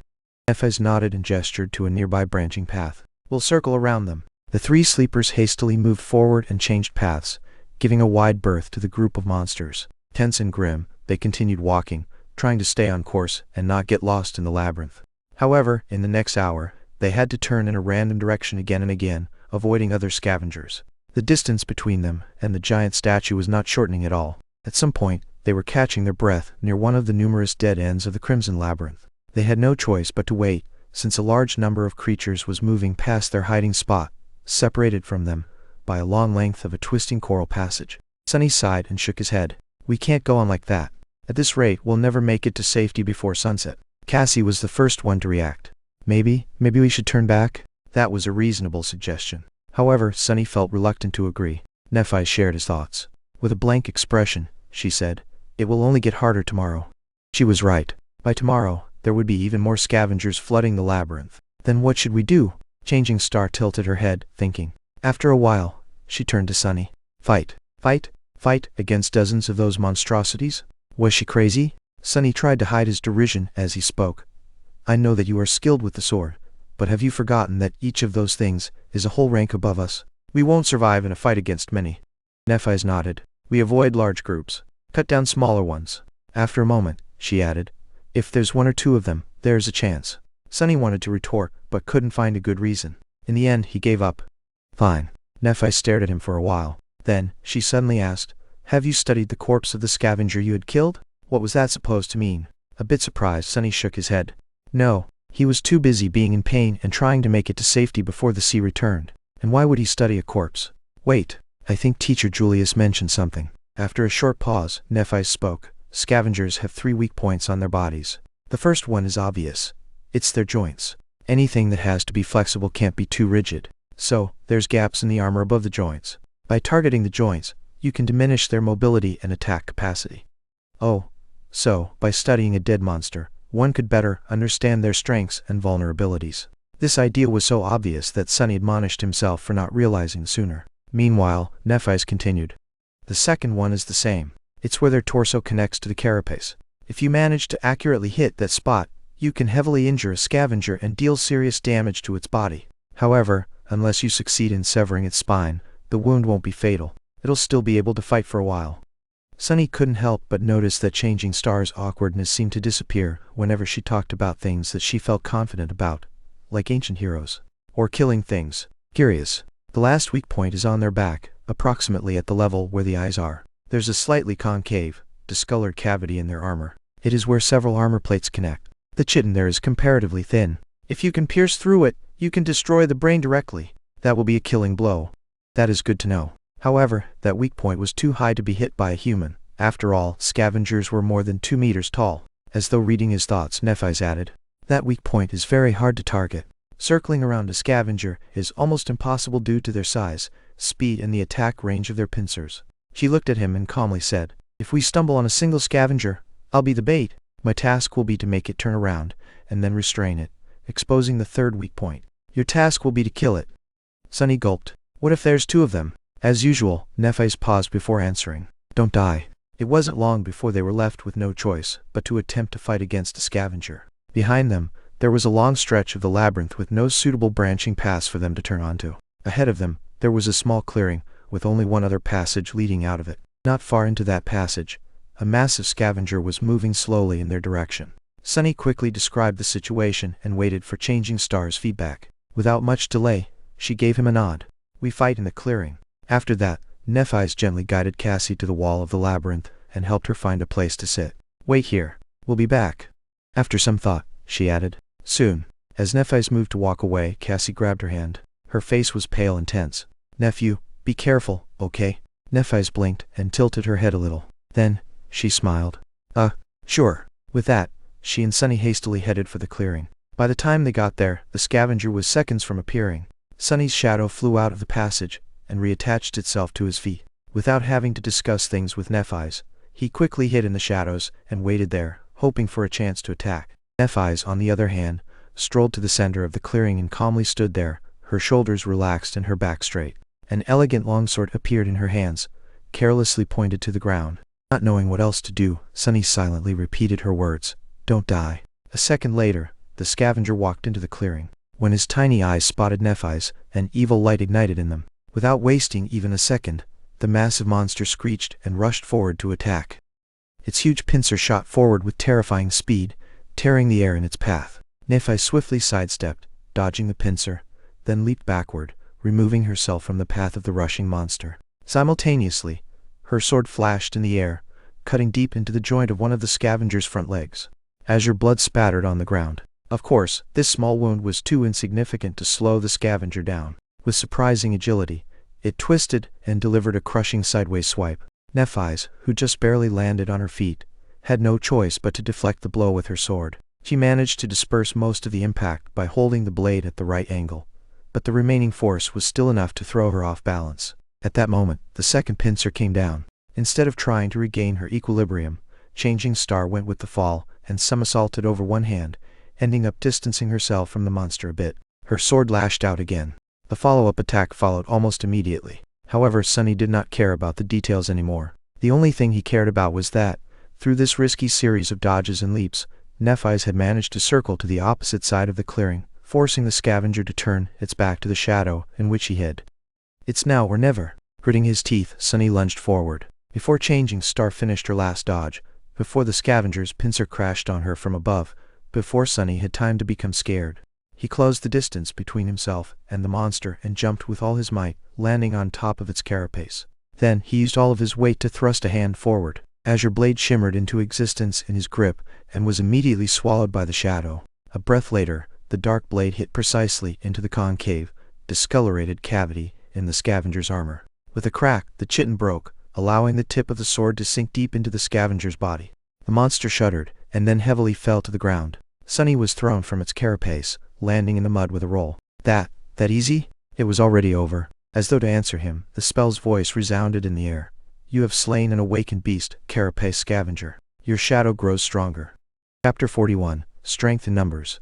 Sunny was sprawled in the mud, looking at the sky. He didn't even have to catch his breath since the whole fight took less than 10 seconds from start to finish. No one was dead, wounded or even bruised, well, with the exception of the scavenger. It was completely out of his expectations. He glanced at the monster's corpse to make sure that it was actually dead, then summoned the runes, and took a look at the number of shadow fragments in his possession. Shadow fragments, 16:1000. It was actually true. The mighty awakened beast perished just like that, and, although Nephi's did most of the work, he was the one to deal the killing blow. Why could it always be so easy? Sunny got back on his feet and dismissed the azure blade. Then, he remembered the words Master Jet had once told him: no one can survive in the dream realm alone. Back then, he noted her advice, but didn't really believe it. After all, he had always strived to be self-sufficient, not allowing himself to depend on anyone. In Sunny's mind, this was the true meaning of strength. However, now he was beginning to suspect that this logic was flawed. Indeed, having someone to share your burdens meant the difference between heaven and hell here in the dream realm. If he was alone, fighting against a single scavenger might have been the end of him. Similarly, even though Nephi's was far more skilled than Sunny, it would have been extremely hard for her to defeat the armored monster alone, being that its weakest point was out of her reach. But together, they had accomplished it with relative ease. The whole was greater than the sum of the parts. In other words, there was strength in numbers that surpassed individual power. In that sense, being able to depend on a group was not a sign of weakness, but, on the contrary, an important facet of personal strength. Lone wolves would always be at a disadvantage. That was another lesson to learn. It's not like I had much of a choice. He walked over to Nephi's and checked if she was okay. Apart from slight damage to her makeshift seaweed clothes, everything seemed to be all right. She glanced at Sunny. Memory? He shook his head. Nephi sighed. It seemed that she was a bit impatient to get herself a suit of armor of her own. If Sunny was a gentleman, he would have suggested to loan her the puppeteer's shroud for a while. But alas, he wasn't. That armor was extremely valuable, and had cost him a lot. Plus, unlike Changing Star, the picture of Sunny wearing nothing but a seaweed loincloth would have been more disturbing than aesthetically pleasing. So, he said nothing. Meanwhile, Nephi's headed for the dead scavenger and said without turning her head, "Bring Cassie." With a sigh, Sunny turned around and left the clearing. Soon he approached the place where the blind girl was waiting patiently for their return. Hearing his footsteps, she flinched and raised her head. Sunny? How did she recognize me? Must be the way I walk. Yeah, it's me. Everything is over. Come on, I'll bring you to Nephi's. Using the wooden staff, Cassie stood up and turned to him. Are you guys alright? Sunny smiled. Of course. We dispatched that critter in no time. Didn't even get a scratch. Cassie smiled with visible relief. Good, that's good. Oh right, the rope. Sunny took the rope and guided the blind girl back to the clearing. On the way, he felt a bit weird. With the delicate girl walking behind him, he couldn't help but think of his little sister. As a toddler, she used to follow him around too, as though they were glued together. As the familiar pain stabbed him in the heart, Sunny gritted his teeth and tried to think about something else. It was all in the past anyway. Back in the clearing, Nephi's was done breaking apart the scavenger's carapace. The shimmering soul shard was already in her hand. Without saying anything, she tossed it to Sunny. He caught the crystal and looked at her with surprise. Why are you giving it to me? Nephi's blinked and stayed quiet for a few seconds. Then she said as a matter of fact, I don't have pockets. Oh. Still a bit bewildered, Sunny put the soul shard into his rucksack. But why wouldn't she just absorb it? He opened his mouth to ask the question, but she seemed to realize something and added, We'll divide the spoils later. All right. Nephi's, meanwhile, turned to Cassie and said after some deliberation, I was careful. Then, she smiled. Your shadow grows stronger. Your shadow grows stronger.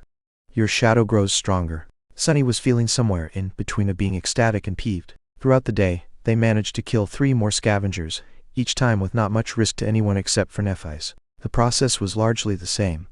After discovering the monster, he would hide in the shadows, while Nephi's would act as bait. Then, when the time was right, Sunny would stealthily approach and finish the fight with a precise strike of the azure blade. He was wondering if that was what being in the main hero's party felt like. To anyone else, maybe with the exception of Castor, dancing around a deadly awakened beast would have been a tall task, most likely ending with the dancer's death. Nephi's, however, had managed to do it over and over again seemingly without too much strain. What's more, her performance was based solely on skill, with no aspect ability involved. In that regard, even Castor couldn't have done better. She was swift, calm and precise. Every move she made was calculated and perfectly timed. She seemed to innately understand the flow and logic of combat, which gave her the ability to roughly predict what actions the mindless beasts would perform in the next seconds. Then it was just the question of physical prowess to evade and even manipulate them to a certain degree. Sunny had always known that skill and experience were more important than raw power, but by watching Nephi's, he vividly understood just how vast the difference between them was. Even though his divine aspect allowed Sunny to exert more strength and speed than Changing Star, in an actual fight, he would never stand a chance. Of course, he was also an important part of every encounter. His role as the finisher was not trivial, and not just anybody would have been able to accomplish 4 kills with 4 strikes. Even though Sunny was not taught any elaborate techniques, he was still a somewhat experienced fighter. He had good physical coordination, combat intuition, and, most importantly, a cool-headed mentality. Not to mention the fact that they were only able to ambush the scavengers so effectively due to his shadow scouting them out in advance. All in all, it was an almost equal cooperation. Still, watching Nephai's fight was nothing short of sobering. Trying not to get too dejected, Sunny summoned the runes. Shadow fragments, 22/1000. 8 fragments today. Pretty excellent. Currently, they were waiting on the edge of the labyrinth path leading directly to the giant statue of the Headless Knight. There was a group of scavengers between them and the statue, moving past without any haste. The sunset was near, but they still had time. Slowly minutes flowed by. At some point, Nephais gave the command to move. Helping Cassie along, Sunny followed Changing Star and quickly traversed the open space between the labyrinth and the statue. Now they only had to get on top of it. However, it wasn't that easy. Scaling the 200-meter-tall monument would have been hard in normal circumstances, but now, they also had to somehow pull Cassie up. Leaving her behind until they were at the top would not have been safe. In the end, Nephais and Sunny took turns, pulling the rope every 20 meters or so. Cassie would hold on to the rocks and wait until they climbed higher, and then the process would repeat.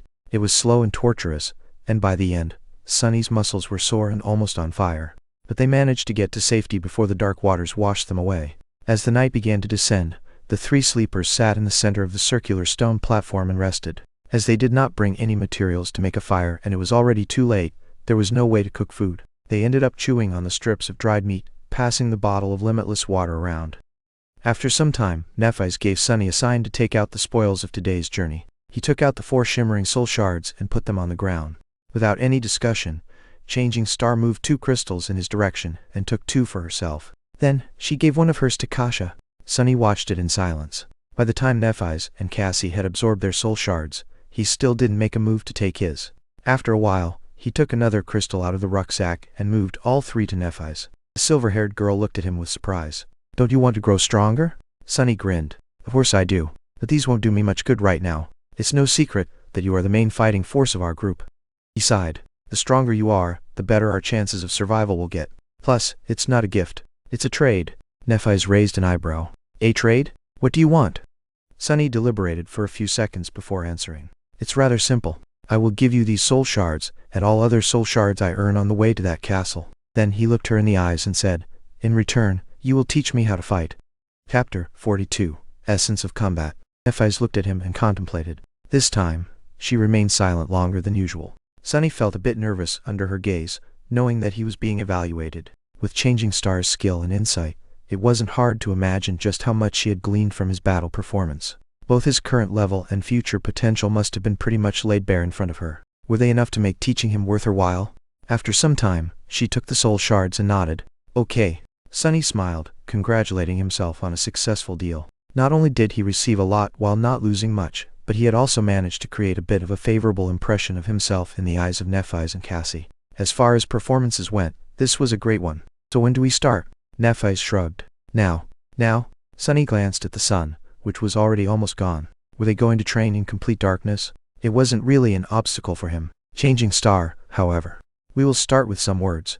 That will be enough for today." After hesitating a little, she added, "Cassie, you listen too."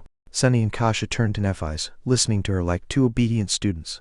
Despite the fact that their age was more or less similar, both knew that, in terms of martial prowess, their companion had authority that was as beyond theirs as a dragon's might was beyond that of a worm. Nephais thought for a while and then said, "Mastery of combat can be divided into 2 aspects.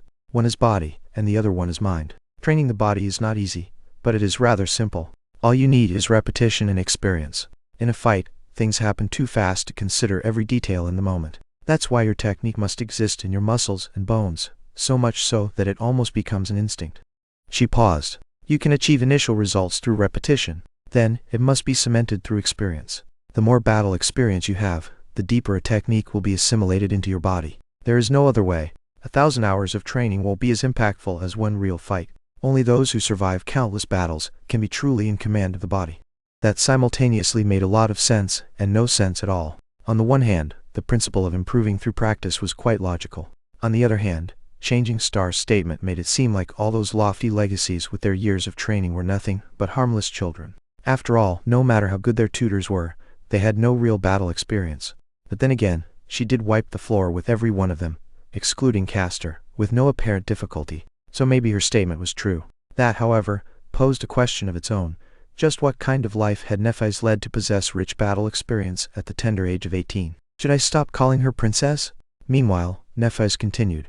Training the mind, however, is not simple at all. That is because, once you reach a certain level of skill, the mind is where the true combat takes place. The outcome is often decided before your body begins to move. And to master the mind, the first step is to understand the essence of combat. However, very few people truly do. She looked at them and asked, "What do you think that essence is?" Sunny hesitated. The essence of combat? What might it be? If it was some other legacy, he would have been tempted to say something stupid like honor, valor, or duty. But he already knew that Nephise did not fit into the image of a noble aristocrat he had in his mind. She wasn't someone who followed empty words. After a minute or so, Cassie finally answered, "Victory." And almost at the same time Sunny said, "Survival." Changing Star shook her head. "No." Then she rubbed her neck and pierced them with a cold, fierce gaze. "The essence of combat is murder." Cassie flinched and opened her eyes wide. Sunny frowned a little. Nephise, however, did not seem to care. In the same calm tone, she continued, "At the core of it, there is only this. You are trying to kill your opponent, and they are trying to kill you. In the end, one of you will be killed, and the other one will be the killer. Everything else is just noise." Her words sank deep into Sunny's heart and reverberated there, causing something inside of him to resonate and awaken. Style doesn't matter. Weapons don't matter. Reason and intent do not matter. The only thing that matters is to be the last one standing. In this way, anything you do in combat must be viewed as only serving one of two purposes, either to kill your enemy or to prevent the enemy from killing you. Nephise lowered her eyes. "If you can understand that, you will have enough clarity to master the mind." After that, Sunny couldn't fall asleep for a long while. He lay on the cold stone, looking into the darkness and thinking about what Nephise had taught them. Repetition, experience, clarity. These were the three keys to becoming a fearsome warrior. All three were important, but the last one was the most vexing. Was it really how Changing Star had said? Was there nothing at the core of being a warrior than a cold will to kill? Intuitively, he felt that it was indeed so. This ruthless truth was, in a sense, an amalgamation of all his life experiences. After all, for someone like him, life was nothing but a constant battle for survival. Someone always won, and someone always lost. The former got to live for a few more days, the latter, no one cared what happened to them. Of course life was life, and combat was combat. To most people, they weren't one and the same. But what about the awakened? The sole purpose of their existence was to fight against the nightmare creatures. Very few could escape that fate. After coming to the academy, Sunny allowed himself to think that he had escaped the fate of always having to struggle at the edge of survival. But now, it seemed like he had just exchanged one battle for another. This was an uncomfortable thought. However, if he looked at it from a different perspective, did it actually mean that he always had a crucial advantage? Most of those chosen by the spell were forced to somehow adjust to this merciless way of life. But he had always lived like this. Was he actually one of the few perfectly suited to be an awakened? With this thought, Sunny fell asleep. In the early morning, he was awakened by a piercing scream. Chapter 43. Repetition. Sunny was on his feet even before fully waking up. Somehow, Azure Blade was already in his hand. His shadow was hovering beside him, ready to either wrap itself around the sword in case he needed to attack or around his body, in case it was already too late for that. He tried to understand what was going on. Nephise was nearby, her longsword raised in a defensive stance. "Cassie, where's Cassie?" Fearing what he might see, giant tentacles reaching for them from the darkness, he looked around. The eastern horizon was just beginning to show the first hints of dawn, adding a tiny shade of gray to the blackness of the world. In that blackness, there were no signs of danger. Finally, he saw Cassie. The blind girl was stumbling at the edge of the platform with a horrified expression on her face. With her blonde hair in a mess, she was stretching her hands out, clearly lost in space. Of course, there were no walls for her to find. The platform was open to the elements, and the only thing waiting for Cassie was a plunge into the dark, tumultuous waters. Before Sunny knew what he was doing, he was already running. That wasn't a very smart thing to do. After all, he did not know what had caused Kasha to scream, and if there was some hidden danger nearby. Plus, it was still too dark for Nephise to see. His sudden lunge could have caused her to lash out with the sword before asking questions. All of these were good reasons to wait and observe first, but in an uncharacteristic and completely irrational manner, Sunny acted before thinking. He caught Cassie moments before she took a step off the platform, and holding her tightly in his arms, dragged the blind girl back. "I got her," Sunny yelled, letting Changing Star know that there was no need to stab him with a sword. And then, in a quiet voice, he said to Cassie, "I got you. It's all right. Everything is fine. Calm down." He felt the girl's body trembling, and looked around again, trying to understand what had scared her so much. But there was nothing. Nephi's was listening to the sea for the same reason. After a few seconds, she asked, "Do you see anything?" Sunny helplessly shook his head. No. He helped Cassie sit down in the center of the platform. While Nephi stood guard above them, he looked the blind girl over to make sure that there were no wounds on her body. Everything seemed to be fine. She's not hurt anywhere. Changing Star looked down. Although her face remained indifferent, he could tell that she was a bit flustered. After a second or two, she asked in something that might have been her version of a calming tone. It sounded pretty much exactly the same as usual. "Cassie, what happened?" Magically, that did seem to calm the blind girl down a little. At least enough for her to speak in a quivering voice. Cassie extended one hand and pointed down. "Teach the head. I saw. Oh gods." Sunny frowned and looked at Nephi's. Did she see a vision? The past? The tall girl was silent for a moment. "I don't know. It never happened before." Both of them turned to Cassie, not sure what to do. Since there was no apparent danger around, they took turns trying to calm the horrified girl down. However, after that one sentence, she fell quiet and refused to speak again. Nothing seemed to help.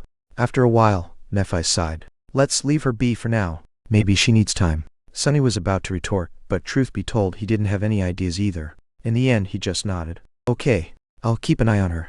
Changing Star, however, had other ideas. As the sun was rising and the surging sea was receding, Nephi chose to give Cassie some space and led Sunny to the edge of the platform. However, she made sure to always have the blind girl in the periphery of her vision.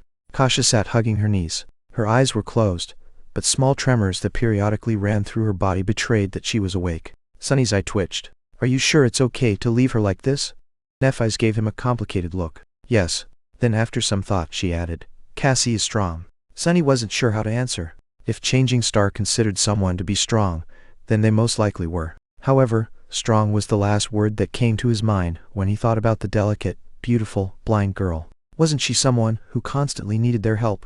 And again, there were different kinds of strength. Kasha was still alive and sane despite her debilitating flaw. How many people could have done the same? "If you say so." Then, Nephi's made him summon the azure blade.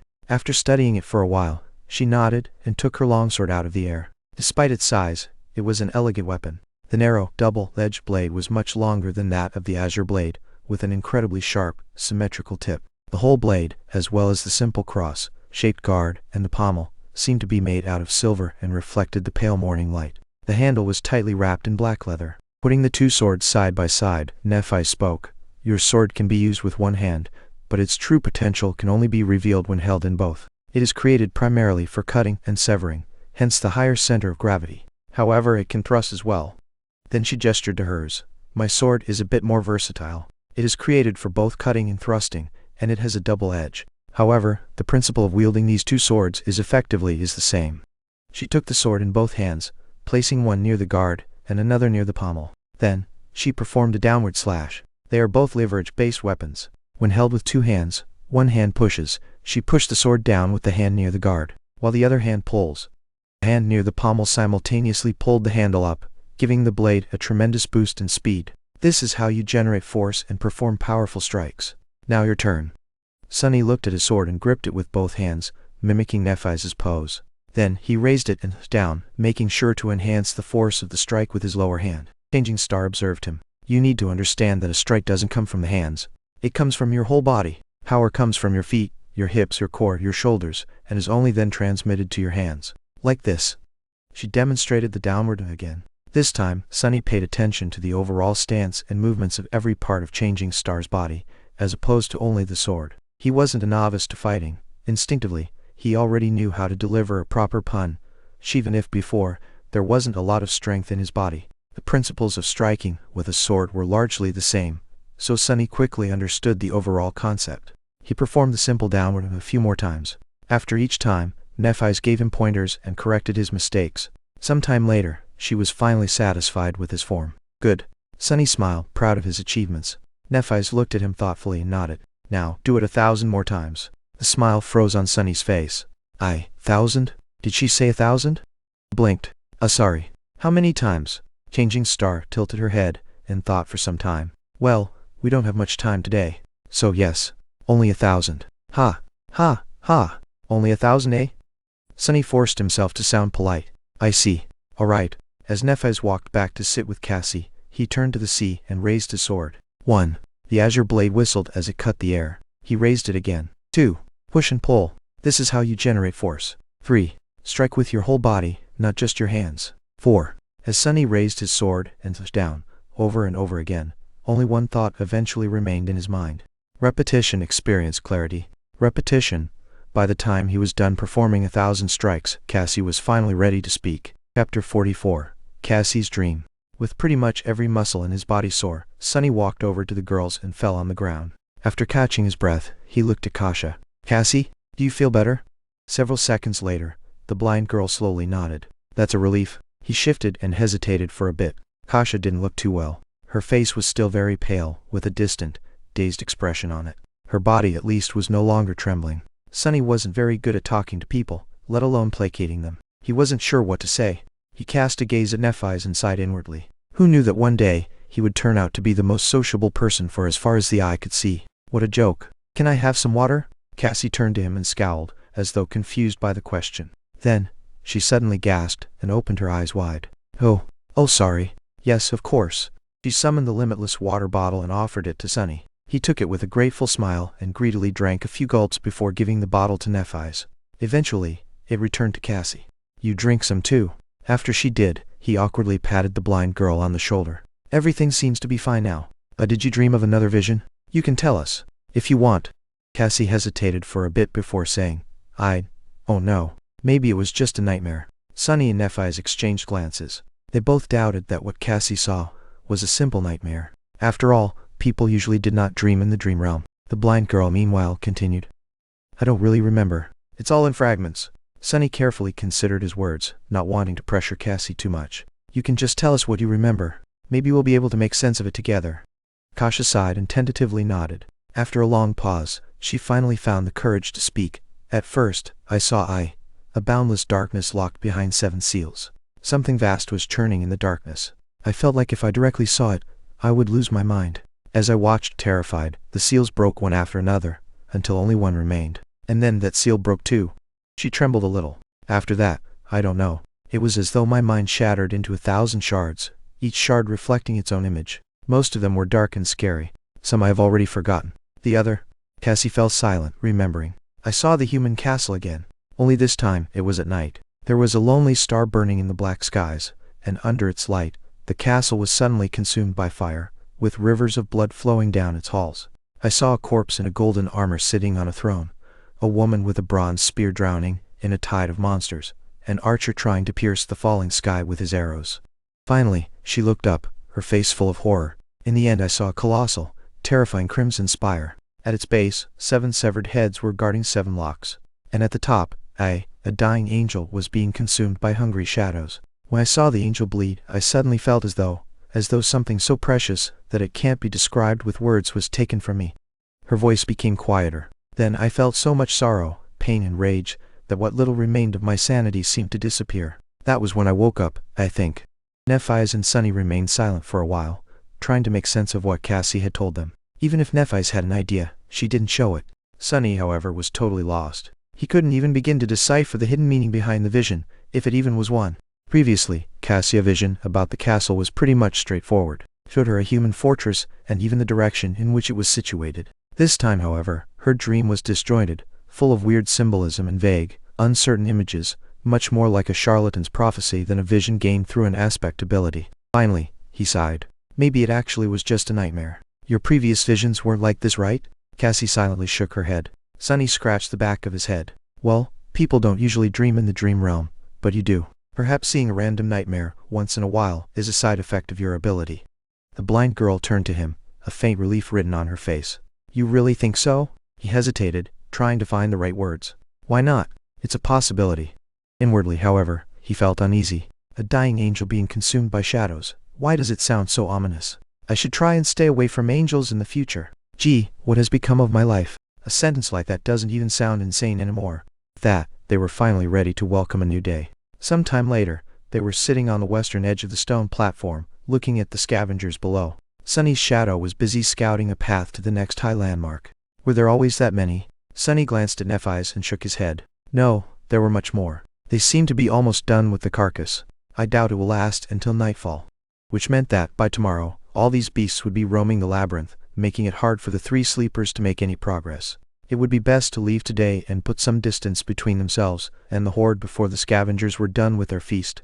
However, without scouting a path in advance, there was a chance of not making it to safety in time. Both options were risky. Nephi's frowned, seemingly thinking the same. After a while, she said, I don't want Cassie to spend another night near this statue. Let's leave now. Sunny thought for a while, then opened his mouth to offer his own opinion. However, a sudden commotion below prevented him from speaking. Down at the bottom of the disappearing sea, amidst mounds of broken coral, the carcass of the giant shark-like monster, the remaining half of it, to be precise, was almost stripped of meat, and between its white bones, something was shimmering in the mud. Two extremely large, luminescent crystals. Sunny's eyes widened. Are those, yes, shards of two transcendent soul cores? Transcendent, two of them. Suddenly he was simultaneously filled with greed and fear. Greed because of how rare and precious transcendent soul shards were. Fear because the giant shark turned to be a corrupted devil, at least. One corrupted devil, if not stopped by a saint or a large number of awakened, could potentially destroy an entire city. Sunny belatedly realized that he was much closer to death on that first night than he had previously thought. Should we wait and listen? He stared at Nephi's, and then obediently listened to the distant, barely audible clamor of the scavengers. After a while he noticed some disharmony in it. Nephi suddenly tensed up. There. She pointed in the direction of the labyrinth. After concentrating on it, Sunny was finally able to notice two massive shadows stepping out of a particularly wide passage. A second later, the creatures casting those shadows appeared in sight. Sunny gulped. Damn. The monsters looked like the scavengers, but not quite. To start with, they were much larger, towering above the surroundings at more than 3 meters of height. Their carapace seemed to be thicker. It was colored in deep black and scarlet, like an ancient armor drenched in blood. Here and there, vicious-looking spikes were growing out of the carapace, making their every move much more dangerous. Additionally, instead of heavy pincers, their upper arms ended with long, curved, terrifying bone size. Sunny felt cold sweat running down his spine. What the hell are those things? Nephi's tilted her head. Monsters, I guess. Nightmare creatures with one soul core were called beasts. They were dangerous and strong, but mindless. If they were able to develop, or were created with a second core, they became monsters. Monsters were much more devastating and possessed some rudimentary, warped form of intelligence. They were the next step in a nightmare beast's evolution. And these two seemed to be bigger, deadlier versions of carapace scavengers. Sunny and Nephi's watched as the two monsters approached the carcass. The scavengers were visibly afraid of them, rushing to get out of the way. Those who were too slow were mercilessly thrown to the side, or cut apart by the bone scythes. Rivers of azure blood were flowing into the mud. What are they doing? Did they come to absorb the soul shards? Finally, the monsters reached the carcass. Each of them took one of the shards. However, instead of absorbing them, they simply turned around and carried the precious crystals away. The scavengers made way, following the shards with their little, hungry eyes. Sunny blinked and looked at Nephi's. Do we still leave now? Changing Star frowned and hesitated. A few moments later, she shook her head. No, we'll go tomorrow. Then, she turned west and observed the retreating monsters. Get your shadow to follow these two back. Chapter 45. Sound of Laughter. Because of the shadow fragments Sunny had absorbed in the last few days, the range of shadow control has increased a little. However, it was still far from being enough to explore deep into the labyrinth. He only got the general direction in which the two large monsters were moving. They were going west. After telling this to Nephi's, there was pretty much nothing else for him to do. In the end, Sunny decided to simply rest. The next day was promising to be full of hardships and danger, so it was in his best interest to let his body recover as much as it could. Some time later, Sunny was lying on his back, staring at the gray sky. Cassie was sitting beside him, lost in her thoughts. Nephi's was meditating. At least, that's what it looked like. She might as well have been asleep, for all Sunny knew. After a while, Cassie turned to him. Sunny? He tilted his head to look at her. Yeah. The blind girl hesitated. Do you think we'll be able to return home? Sunny glanced at her and furrowed his brow. A few seconds later, he turned away and looked at the sky again. Sure. Cassie smiled. You really think so? Why? What's with all these questions? He sighed and tried to find the right words.